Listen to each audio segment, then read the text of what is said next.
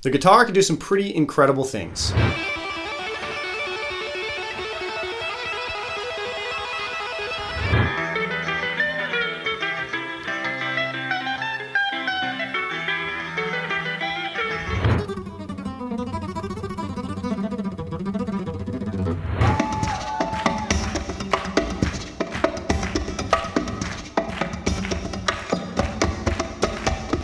But it actually has a huge weakness when you compare it to other instruments. Think of your favorite, most iconic instrumental melodies. You might think of Yo-Yo Ma on the cello.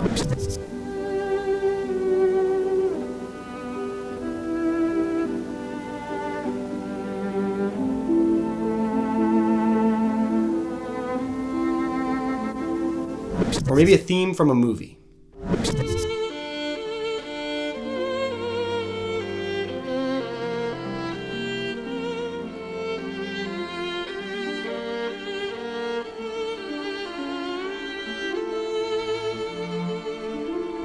Or maybe jazz comes to mind.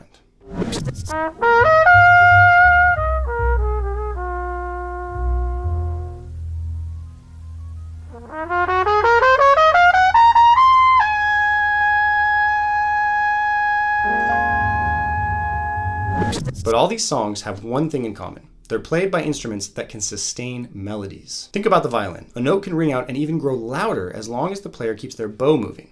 And wind and brass instruments can do the same as long as they have breath left, which is infinite thanks to circular breathing.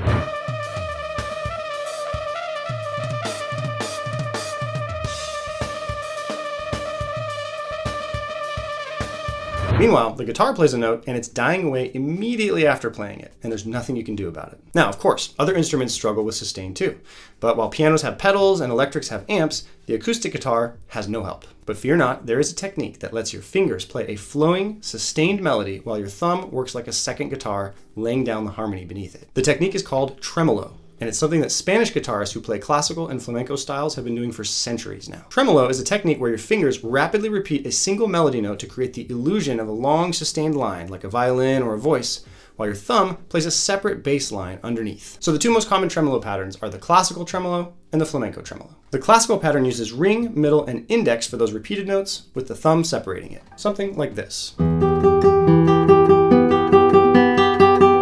But as you can see, when you play it slow, it sounds more like an arpeggio than a melody. So let's speed it up and watch as it starts to blend together.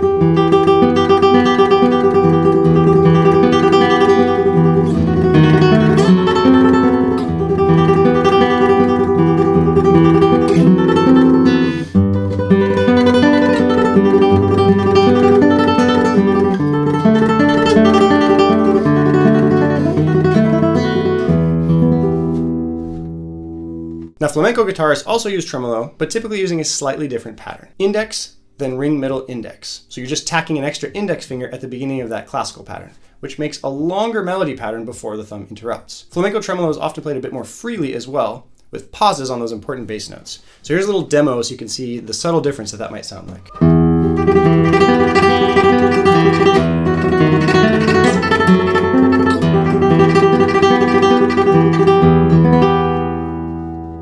It almost looks like magic, and it really does sound like there are two instruments playing. Unfortunately, it's also a notoriously advanced technique to play. If you want to learn how to play tremolo, you can do it, but it takes a lot of dedication to learn how to do it right. I wanted to do a quick speed run through my process for learning tremolo.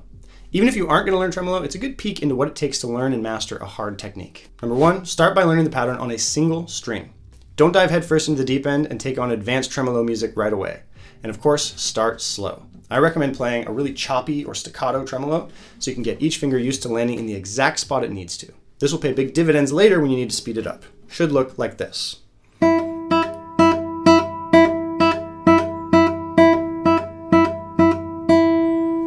Number two, thumb independence. Once you get the pattern down on one string, you need to get used to moving your thumb all over different strings.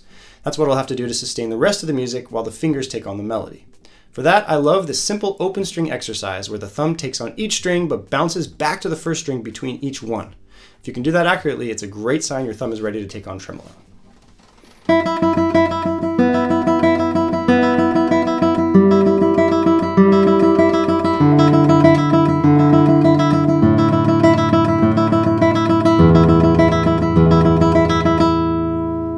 Number three, Finally, speed bursts. Once you have the pattern and the thumb independence, you're finally ready to go faster.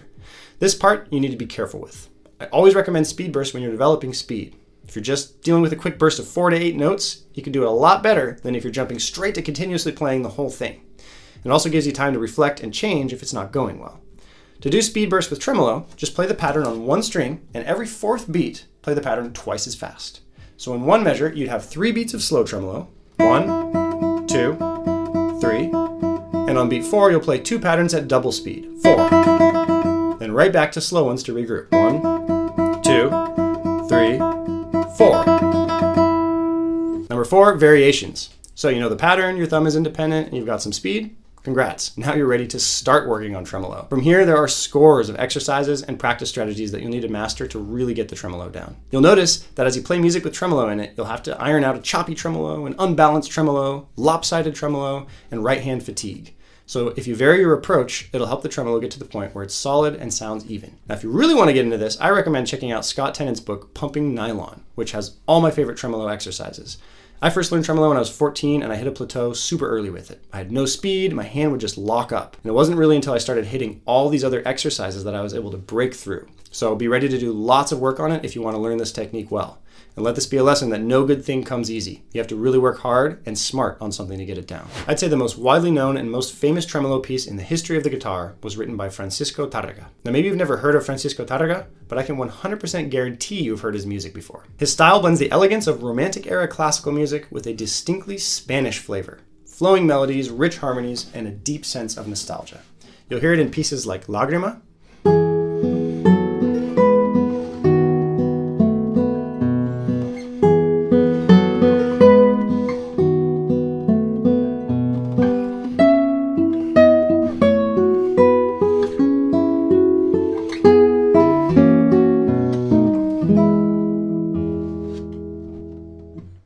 or Capricho Árabe.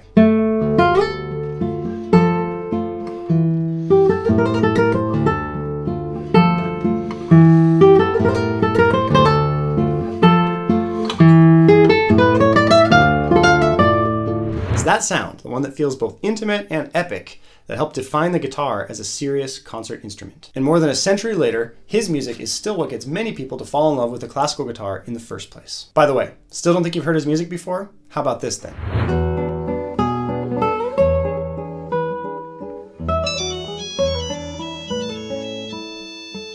To finish things here today, I'm going to play perhaps the most iconic tremolo piece of all time, Tárrega's Recuerdos de la Alhambra. Tárrega wrote this piece at the turn of the 19th century during a visit to the Alhambra Palace in Granada, Spain.